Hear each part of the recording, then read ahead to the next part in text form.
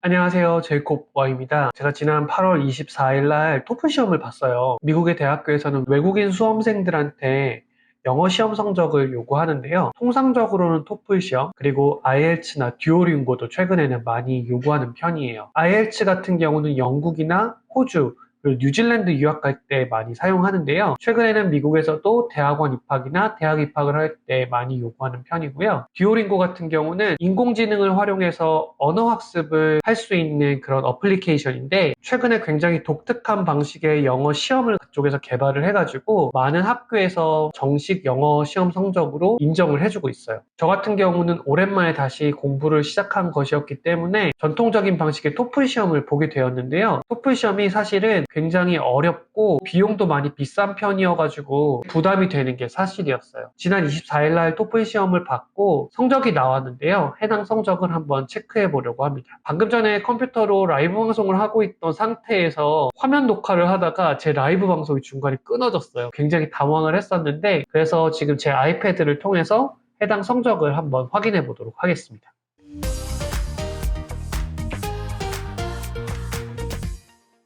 네, 지금 ETS 홈페이지에 들어가서 시험 성적을 한번 체크를 해볼게요. ETS 홈페이지가 약간 좀 바보같이 만들어진 것 같은 느낌이 조금 있는데요.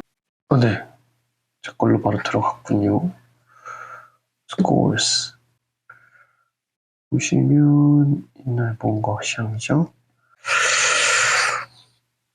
네, 이렇게 시험 성적이 나왔어요. 점수는 지금 점 나왔고요. 네, 리딩하고 리스닝 같은 경우는 좀 나왔고, 스피킹하고 라이팅 같은 경우는 상대적으로 좀 점수가 낮죠. 네, 그렇습니다.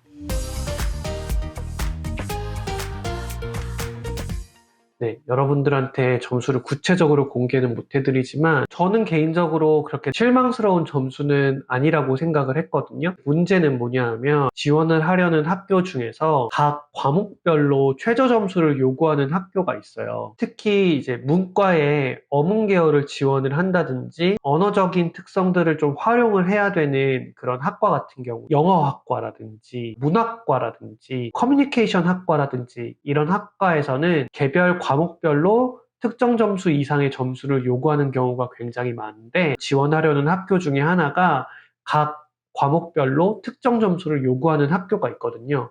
지금 굉장히 안타깝게도 한 과목이 요구하는 점수보다 1점이 낮은 상황이에요. 아내가 대학원을 박사과정을 지금 다니고 있고, 저희 아이도 여기서 중학교를 다니고 있잖아요. 앞으로 3, 4년 동안 주거지를 옮길 수 있는 상황이 아닌 상태이기 때문에 저 같은 경우도 저희 지역에 있는 대학원을 다닐 수밖에 없단 말이에요.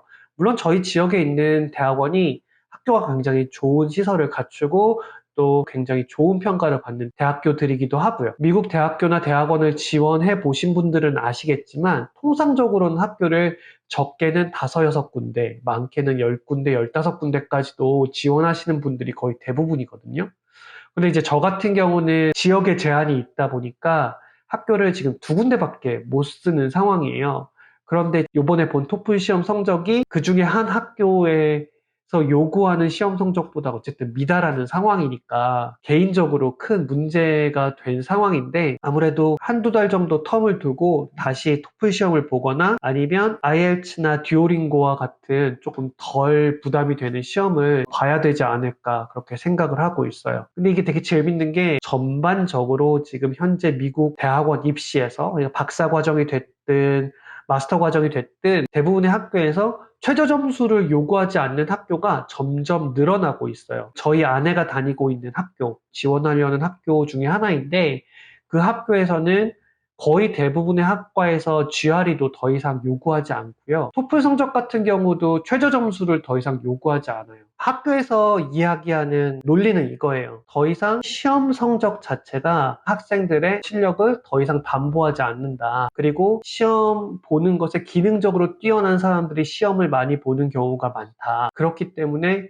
아예 GRE는 모든 학생들한테 더 이상 성적을 요구하지 않고, 토플 성적 같은 경우도 우리가 미니멈 점수를 요구하진 않겠다, 이렇게 나와 있어요. 실질적으로 토플 시험 성적 자체가 학생을 평가하는 기준이 되지 않는다는 거죠. 그런데 제가 지원하는 학교 중에서 이 학교가 굉장히 전통적인 학교의 모습에 가까운 학교이기 때문이어서 그런지 여전히 시험 성적에 미니멈 점수를 요구하고, 제가 지원하는 학과 같은 경우는 다른 학과보다도 높은 수준의 점수를 요구하더라고요. 과목별 최저 점수를 요구하지 않는 과가 굉장히 많았거든요. 그런데 언어적인 능력이 필요한 학과이다 보니까 최저 점수를 요구하는 것 같아요. 좌절스러운 부분이 없잖아 있었는데, 그럼에도 불구하고 너무 낙심하지 않고 학업 계획서, 자기소개서 이런 부분들을 준비를 하면서 꾸준히 영어 공부를 하고, 그 사이에 한 번 더 영어 시험을 봐가지고 최저 점수를 한번 맞춰보려고 그렇게 생각하고 있습니다. 듀오링고가 가격도 조금 저렴하고 시험도 보기 조금 쉽다고 해요. 아직 구체적으로 보지 못해서 어떻게 해야 될지 좀 고민이 되기는 하는데, 다음 영상에서는 제가 듀오링고 시험을 준비하는 과정들을 브이로그로 좀 만들어 볼까 그렇게 생각을 하고 있습니다.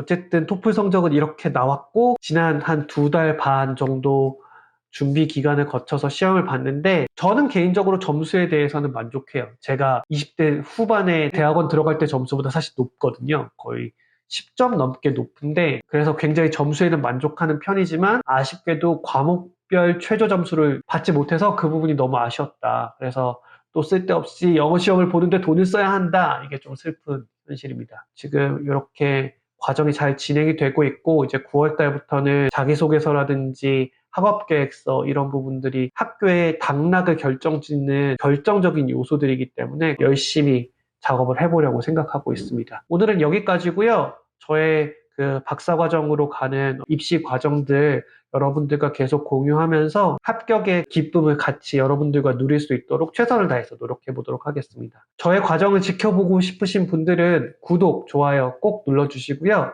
궁금하신 부분들이 있으시면 언제든지 댓글 남겨주시면 제가 정성껏 답글 남겨드리도록 하겠습니다.